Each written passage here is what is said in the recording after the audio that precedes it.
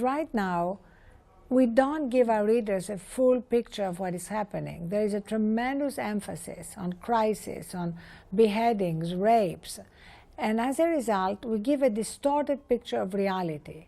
I think we need to give an accurate picture of reality, and that recognizes that there's a lot of good stuff happening in the world we're not covering. You know, examples of ingenuity, innovation, compassion. If you have two Muslims who kill, let's say, two Jewish people, it will be front page news. If you have 1,000 Muslims who circle a synagogue, as it happened in Oslo, Norway, it will be relegated somewhere, you know, at the end of the broadcast or tucked away where very few people will see it. We need to change that. But how are you going to change that? What is the barometer? Those are, of course, very interesting questions. Who is going to make that judgment as to how much is, quote-unquote, devoted to the so-called good news and how much is belong to those crises and so-called dark sides of the society? Well, we are adding many more resources and journalists to covering what we call solutions, to covering things that are working in the world, and our readers love them. And they happen to be the things they want to share with each other. And since now a lot of people read news because their friends are sharing it, we all talk about copycat crimes. You know, there is a school shooting and then we cover it endlessly and there are more school shootings. Well, I also think we can create copycat solutions. We can cover with the same relentlessness and good writing and robustness, good things happening, and encourage other people to imitate the good things too. So, lessons to be learned or solutions to be practiced, which one you think is more important? I think both. I think we need to give the full picture of reality. This is our responsibility to our readers. Does the reality also comes in with different sets of ideologies, different sets of religious understandings, different sets of also cultural backgrounds? So how can you be a fair source of so-called solutions? Well, what we say in our newsroom is that everybody has the right to their own opinion, but not the right to their own set of facts. You know, facts are facts, and they're sacred. And on top of the facts, you can have many interpretations and many opinions. But news could be selective facts. Facts are facts. I think people can distort them, but there's data. And I think if we're true to the facts, then our interpretation obviously is going to be more subjective.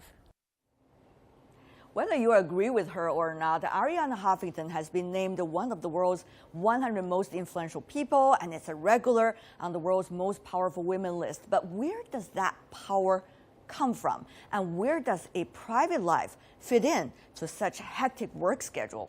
When put the question to her, she sidestepped the usual cliche, in fact, and also offered up some real life tips. What does it take to be a strong leader? I think it requires both wisdom and compassion, because compassion is absolutely key, so that you treat people who work for you as full human beings, not just as clogs in a machine. And also I feel very strongly that leadership has to start with ourselves.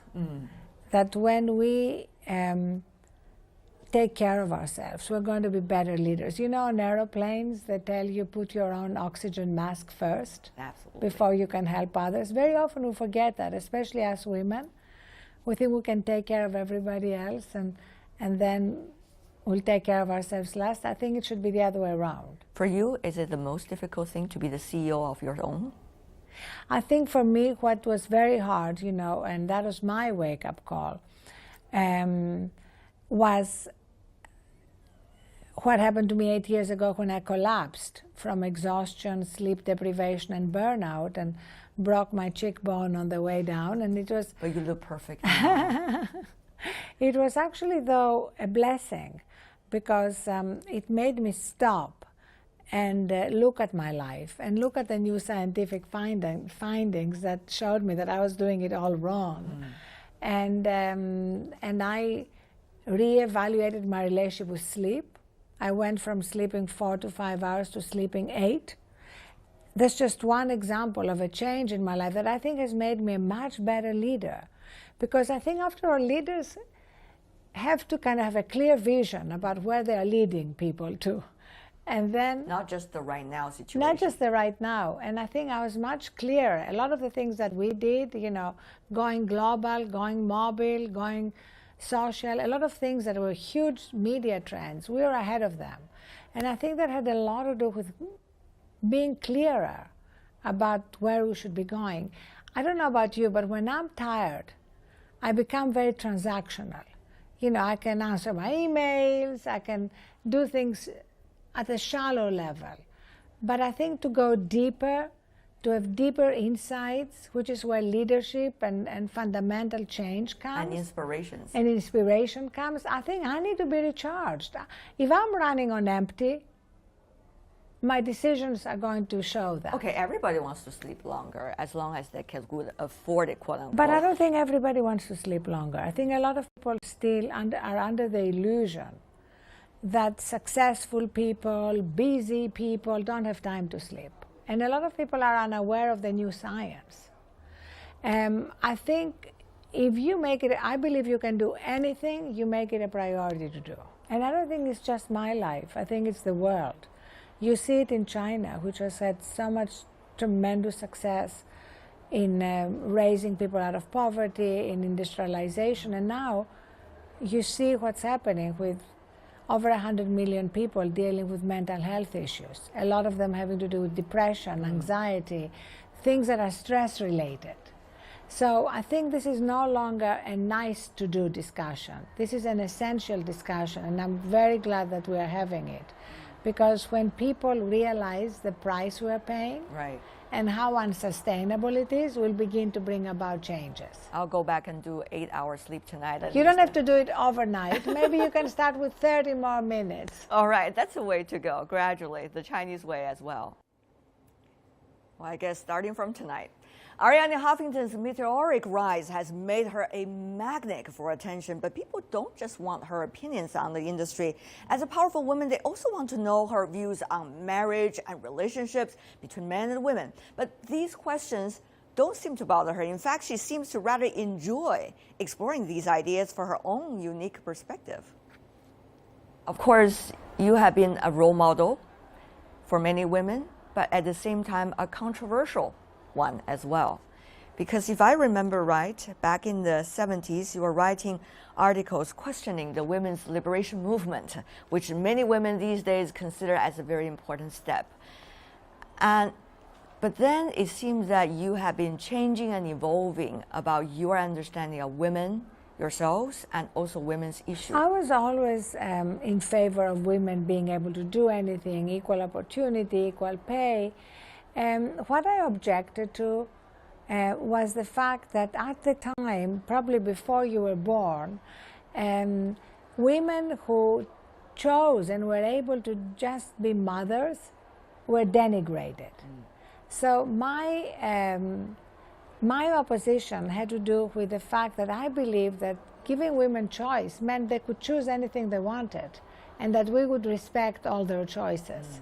I wrote about a woman at the time, for example, who wanted to be a full-time mother, and she gave up a lot of things. She wasn't a wealthy woman, but she said to me, I haven't had a new dress or a new coat for 10 years, but I want to be here with my children. That woman would have been held in contempt at the time, because the only women who were admired were women with the attaché case, the women who were climbing the career ladder. So that was my objection. Of course, we've gone way beyond that now. I think now we are in a place where we're honoring all choices for women. What is the relations between men and women? That has always been an interesting question.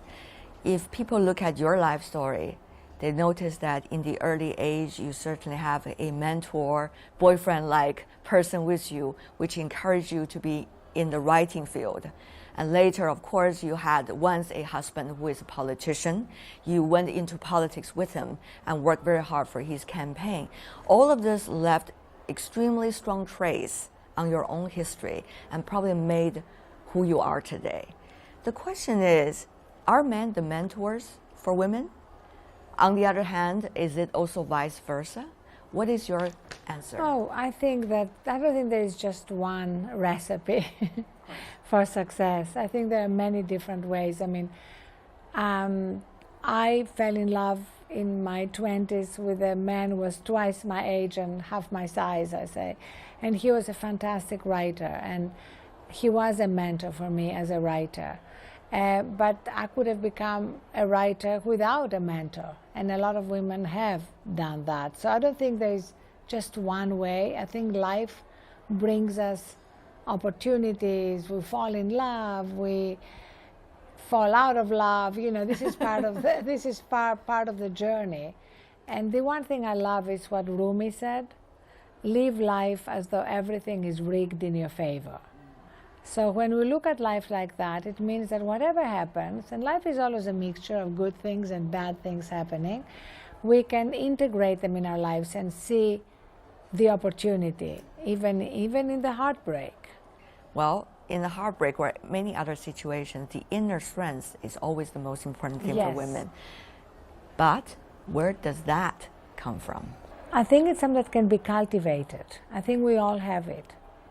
And, you know, very often something bad happens and we say, I didn't know she had that in her. I didn't know she had the strength to deal with that.